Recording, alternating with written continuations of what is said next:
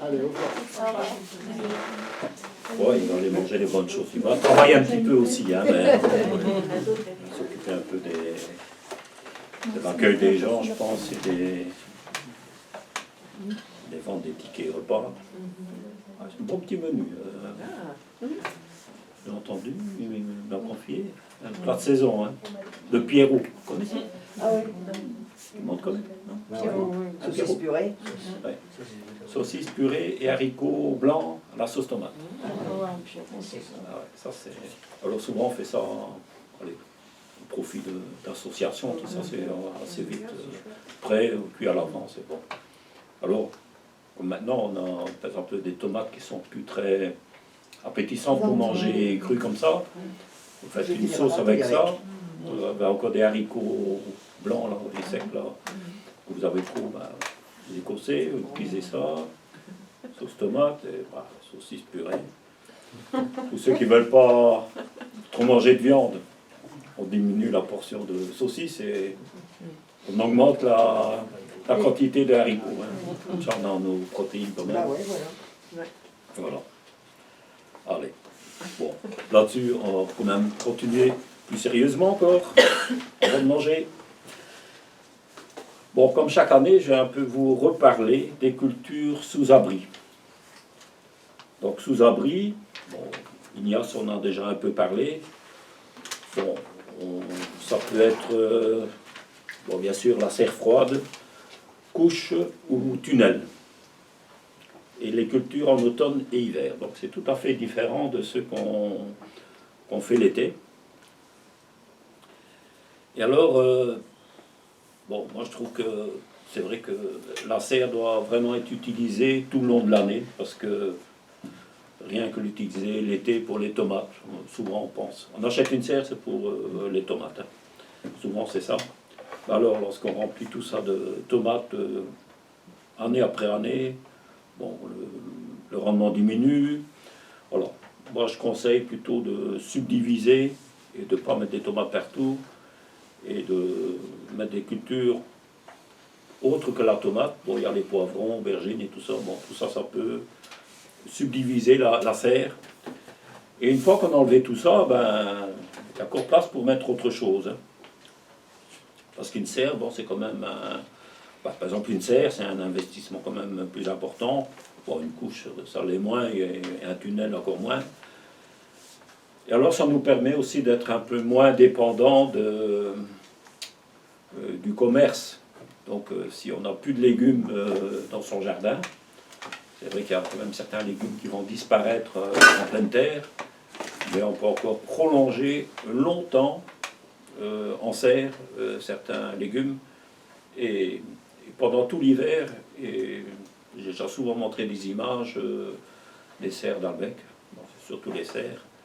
Ah ben, en février, mars, j'ai encore plein de verdure à manger et j'ai parfois difficile à venir remettre les nouveaux trucs parce qu'il y a encore les anciens qui sont là. Donc, il faut vraiment faire ça pour être moins dépendant, surtout que maintenant, bon, tout va coûter, enfin, tout coûte déjà plus cher, mais si on sait être moins dépendant, ça sera encore mieux. Et alors, c'est aussi quelque part une démarche pour manger plus des légumes de saison. Parce que souvent, sur les tables des magasins, ben, enfin, ou du marché, ben, on importe aussi des légumes, enfin, pas des fruits aussi, mais des légumes qui viennent de très loin. Souvent, on ne sait même pas d'où ça vient. Et il y a des gens même qui pensent qu'en plein hiver, il y a encore des tomates. C'est vrai, hein, il y a encore des serres à tomates en hiver. Mais je vais en revenir tout de suite là. Alors, qu'est-ce qu'on appelle une serre froide?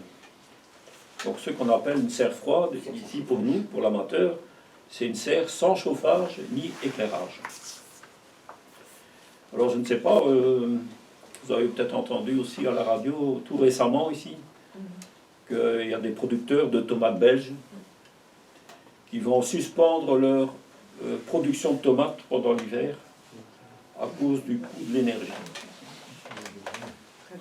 Donc c'est ces serres cathédrales, hein, très hautes là. et que les tomates poussent sur des lianes, hein, et on les descend au fur et à mesure. Je ne sais même pas s'ils ont 1 gramme de terre, mais enfin bon. Ça doit être vraiment des tomates bon, pas très appétissantes.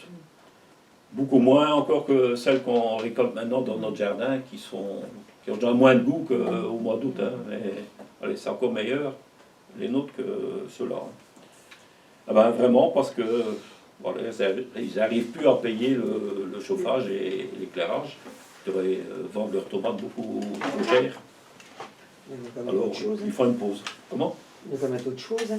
Ah oui, oui, oui. Oui, mais bon, mais il faut aussi que ça change dans la tête des gens. Hein, parce que, allez, il faut savoir aussi que... Ils sont butés. Je suis parti pour cultiver des tomates. Je veux rien d'autre que des tomates. Oui, ils font que ça. Ils font que ça. On va mettre des chipots, tiens. Ah oui, oui. Ça monte pas en hauteur, tandis que si la liane de tomate monte, on récolte sur toute la hauteur du pied. Tandis que le chipon, c'est juste à la base. Hein. Oui, oui, oui. Ouais, c'est moins technique, hein. Bon, c'est des gros investissements qu'ils ont fait, mais bon, voilà, c'est... Bon. Allez, c'est quand même... Bon, moi je trouve que l'hiver, il faut aussi manger... il faut se rabattre sur les choux de Bruxelles, hein, et les chicons, là, qu'on a dit là tout à l'heure. C'est ça qu'il faut manger. Hein. Donc, il faut que les gens apprennent aussi à manger des trucs de saison. Voilà. Et vous allez voir qu'en serre, on sait mettre encore plein de choses. Alors je vais aussi un peu couper les idées reçues. Souvent on dit que bon, l'hiver, bon, que la terre doit se reposer. Donc, et souvent, pour certains, c'est terre nue, donc rien, donc sans protection. Ah ben, ça c'est la pire des choses qu'on peut faire au jardin, parce que les micro-organismes du sol, eux, demandent qu'à vivre et à se développer et à se reproduire. Il y a juste que les conditions climatiques n'y sont plus. Ben, chez nous, parfois ça diminue tellement fort que voilà, on n'a plus les conditions optimum pour qu'il y ait une vie correcte. Et pour les plantes, c'est un peu la même chose. Hein. Donc il ne faut pas croire que la terre de la serre doit se reposer aussi. C'est un peu le truc de jachère. Hein. Donc à l'époque, lorsqu'on on disait on va laisser reposer une terre, et c'est vrai qu'une terre qui est laissée au repos pendant un moment, mais il y a quand même... L'herbe qui pousse et tout ça. Ouais, ben, il y a de l'herbe sauvage qui pousse, enfin c'est couvert, hein. Et après elle est un peu régénérée, et ça c'est souvent dû aux monocultures. Hein. Donc on fait toujours des monocultures, et bon, la terre elle est fatiguée de faire toujours la même chose. Et c'est ça que, bon, qu'on dit alors que ça va se reposer, mais en fait, quand on varie vraiment beaucoup les légumes, et dans une serre, eh ben, on peut mettre beaucoup de choses en serre. Alors c'est souvent les conditions climatiques qui vont régler la pousse. Et alors il ne faut pas oublier que autour des racines des plantes, il y a une grande activité bactérienne qui se fait là autour. Bon, il y a des choses qu'on voit, les vers de terre, mais il y a plein de micro-organismes qui tournent là autour. Donc il y a toujours des échanges qui se font entre les sécrétions des racines avec la terre et les micro-organismes qui, eux, tu me donnes ça, je te redonne ça. Et c'est un marché constant comme ça de choses, d'échanges entre les micro-organismes du sol et la plante. Et tout ça, c'est profitable donc à la vie du sol. Mais c'est sûr que les légumes qui pousseront, donc les légumes de saison qui pousseront avec des températures moindres, ben, il faut aussi s'attendre à ce que ça pousse au ralenti. Donc une laitue poussera beaucoup moins vite en hiver, mais elle prendra son temps pour se développer, mais elle y parviendra. Hein. On aura aussi des laitues convenables. Le tout, c'est aussi de choisir peut-être les bonnes variétés. Alors, ben, on sait que pour la pousse, il faut une certaine température, de la nourriture, de la lumière et de l'eau. Donc, si un de ces facteurs fait défaut, ben, le tout est ralenti et ça reste en survie. Donc, si on n'arrose pas, par exemple, dans une serre, ben, ça sera aussi au ralenti. Si la température diminue, bon, ça fluctue hein, dans une serre. ah ben, ça va varier aussi avec cette température. Donc il faut que tous les facteurs soient là, et il faut bien sûr aussi un peu de nourriture dans le sol aussi. Alors l'avantage de faire des cultures en serre en hiver, c'est que on a aussi beaucoup moins d'insectes. Bon, des chenilles, on peut encore en avoir, hein. Et il faut un peu surveiller. Par exemple, sur des choux qu'on repique en serre, ben, on a parfois ramené des plantes qui viennent de l'extérieur où il y a déjà une ponte. Et là, il faut un peu surveiller les petites chenilles, soit vertes ou les bariolées, là. Et ça, il faut un peu surveiller. Mais il y a beaucoup moins de maladies aussi. Donc, ce qu'on peut peut-être craindre, c'est surtout lorsque les serres on laisse trop fermées et qu'il y a un manque d'air, c'est qu'il pourrait y avoir plus de pucerons. Surtout, par exemple, sur des choux. J'ai remarqué ça. Donc, bien sûr, il faut choisir des légumes qui conviennent à ça. Donc, il ne faut plus penser aux tomates ni aux haricots. C'est beaucoup trop frais. Donc, il faut se rabattre un peu sur ce que Ignace a dit tout à l'heure. Et je vais faire un peu un rappel aussi de ce que moi j'avais sélectionné aussi. Alors, au plus grand est le volume de la serre, ou du tunnel ou de la couche, donc au plus grand est le volume, au mieux on garde la chaleur. Donc s'il y en a un grand volume, ben, cette chaleur va rester beaucoup plus longtemps dans la serre ou dans la couche. Et donc ça va mieux. Il y a toujours un refroidissement nocturne.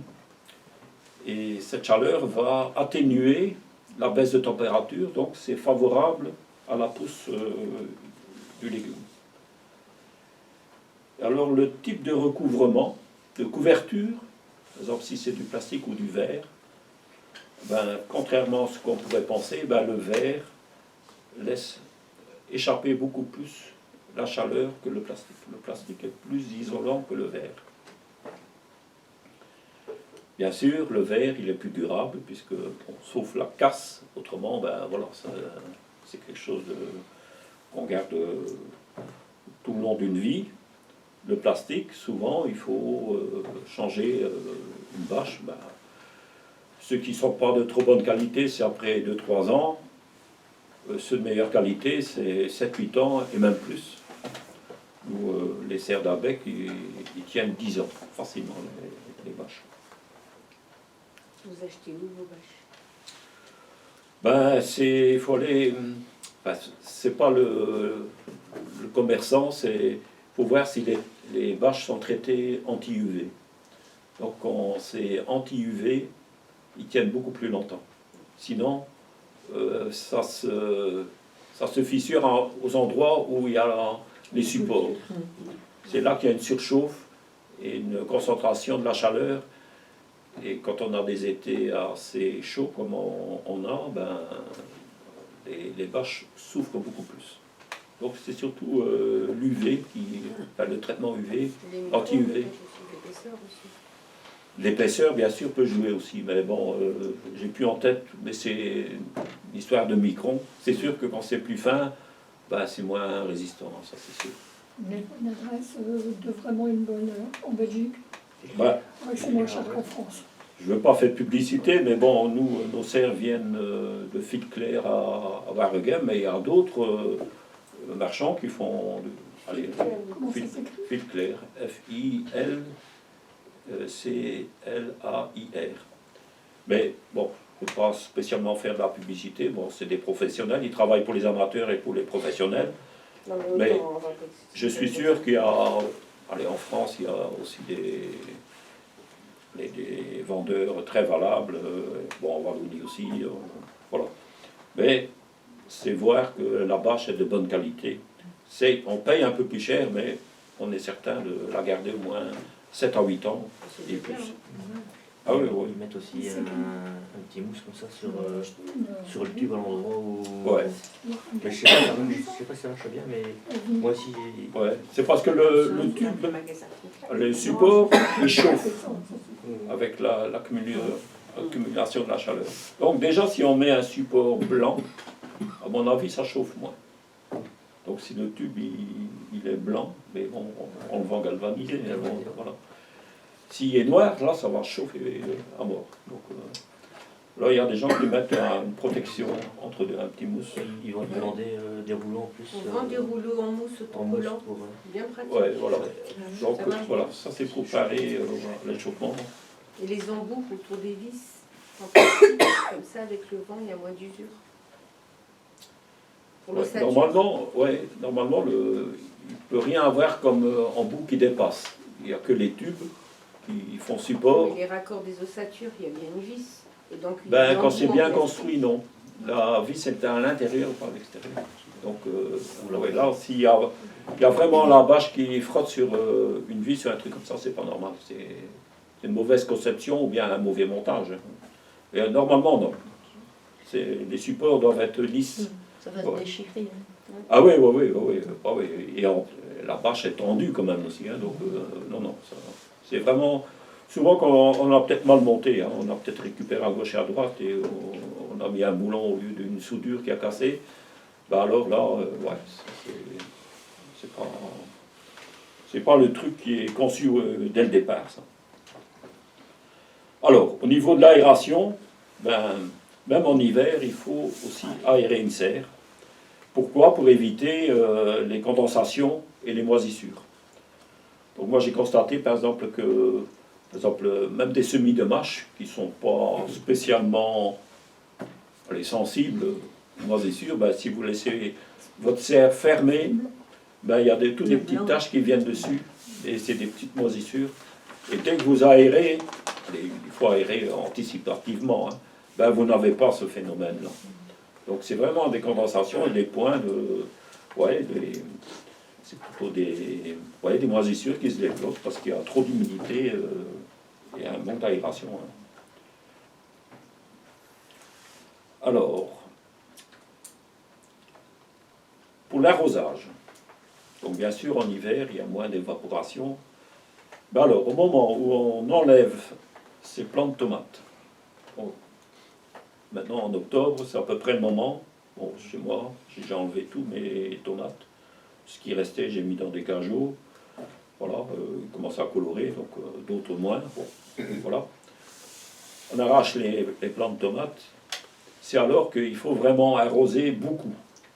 Parce que souvent, à la fin des cultures de tomates, on évite d'arroser trop pour éviter qu'il y ait trop d'humidité et de condensation qui tombe sur les feuillages, les parois, sur les feuillages, et vous avez plus de maladies. Donc, déjà, on tempère l'arrosage en fin de culture, et alors à ce moment-là, ben, il y a un manque d'eau dans le sol. Et en plus, lorsqu'on arrose abondamment, il y a aussi tous les sels, suite à la décomposition des engrais, tout ça, qui sont développés, qui sont plus en surface. Ben, tous ces sels vont un peu descendre dans le sol, et en même temps, on réamorce un peu la pompe, parce qu'il y a de l'eau qui vient aussi du sous-sol. Il ne faut pas oublier ça. Donc, c'est pas seulement ceux qu'on arrose, mais aussi ceux qui tombent, par exemple, autour des serres. Et dans le sous-sol, ben, l'eau, elle remonte par capillarité. J'ai déjà souvent parlé de ça. Et alors, en réamorçant, en arrosant bien, ben, tous ces réseaux capillaires sont remplis d'eau et l'eau revient aussi par le dessous. Alors, au niveau de la luminosité, donc quand on a une couverture, bon, la couverture doit être transparente, que ça, bon, le verre, ça reste, mais il peut être souillé, il peut avoir des algues, donc à force qu'il y ait des algues, enfin trop d'humidité à l'intérieur, il se peut qu'il y ait des algues même à l'intérieur. Alors l'extérieur aussi, quand c'est une serre qui est parfois à moitié ombragée, pas très loin d'un arbre, il y a parfois des zones d'ombre, ben on peut aussi avoir une formation d'algues, une pellicule comme ça sur le verre. Et bon, on ne voit pas toujours tout de suite, mais parfois lorsqu'on passe le doigt, on se rend compte, tiens, ben, il y a quand même un petit film. Ah ben, en hiver, c'est important d'enlever ce film parce que c'est quand même toute la lumière en moins. Donc déjà que les jours raccourcissent, donc on a déjà moins de luminosité. Alors forcément, pour nos légumes, ben, les légumes ont besoin de la lumière pour faire leur photosynthèse. Hein. Et alors, la lumière passe mieux, donc voilà, on a un échauffement plus vite en serre. Donc on peut voir ici, par exemple, dans la serre ancienne, la toute grande serre là, qui est en plastique ondulé, ici dans le jardin de Gilbert, ben, ce plastique est pratiquement en bout de vie. Donc on a déjà bien nettoyé au Karcher, enfin nettoyé haute pression, mais on n'arrive plus à voir la luminosité du départ. Et alors on peut constater que ces légumes, les légumes comme est là, ils filent, parce qu'il y a un manque de lumière. Un légume peut filer aussi par trop de chaleur et manque de lumière. Et en hiver, bon, si vous voyez que même en hiver ça se passe, c'est que vraiment la couverture n'est plus, elle est trop opaque, donc ça devient un peu jaune. Et là, il n'y a plus assez de lumière qui passe, donc il faut vraiment songer alors à remplacer la couverture. Donc ça, ça devient indispensable, hein, il faut vraiment le faire. Alors, bon, en cas de nettoyage, ben, en tout cas l'intérieur, il faut nettoyer aussi les parois intérieures de la serre, parce qu'il y a les souillures des feuilles et tout ça qui ont frotté contre les parois, qui font aussi un peu obstacle. Donc c'est le moment où la serre est vide en octobre. C'est à peu près le seul moment où j'ai vraiment la serre qui est vide. Après, je plante les légumes d'hiver ici, et ensuite on enchaîne avec les légumes de printemps, et il n'y a plus aucun autre moment où la serre est accessible, où on peut piétiner et accéder aux parois. L'extérieur peut encore être fait au printemps. Mais si vraiment elle est souillée, faites-le aussi ici. Comme ça, vous avez un maximum de lumière pour l'hiver. Donc, des plantes qui ont moins de lumière seront chargées plus en nitrate. Donc, la photosynthèse permet de transformer, nitrate c'est de la nourriture pour les plantes, en sucre et en tissu pour former des légumes. Ben, ça se fait moins bien. Donc, en principe, on a un taux de nitrate légèrement supérieur en hiver. Bon, ne pas s'affoler non plus. Hein, bon, je crois que le mieux c'est en plein air, mais bon, quand il n'y a plus moyen de cultiver en plein air, ben voilà, il faut bien se résoudre à... Bon, quand c'est une couverture en verre, ben c'est... il y a une petite perte, mais c'est pratiquement... c'est négligeable. Alors au niveau de l'engrais, ben là aussi, donc en principe, donc c'est une pousse plus lente, donc il faudra moins d'engrais. Alors d'autant plus, si pendant la belle saison, on a mis un paillis, on a couvert les cultures de tomates, enfin entre les cultures de tomates ou des poivrons, et qu'on a mis des paillis, du compost, du fumier décomposé, du broyat, ben tout ça, à force aussi d'arroser tout ça, ça se décompose et on a pratiquement une matière qui est presque complètement décomposée. Moi, je vois dans ma serre, j'ai juste encore quelques branchettes. Ben, j'ai mis du broyat, hein, donc ça met un peu plus de temps à se décomposer. Mais tout ça, on a cette matière organique qui est aussi de la nourriture et de l'humus, qui permet aussi d'améliorer son sol. C'est de la nourriture. Tout ce qu'on peut faire, c'est rajouter peut-être un peu d'engrais organique, genre fumier de vache, poule, apporter des algues marines, voilà, ou des cendres de bois un petit peu. Mais voilà, pas exagérer non plus, parce que la pousse est quand même plus lente en hiver.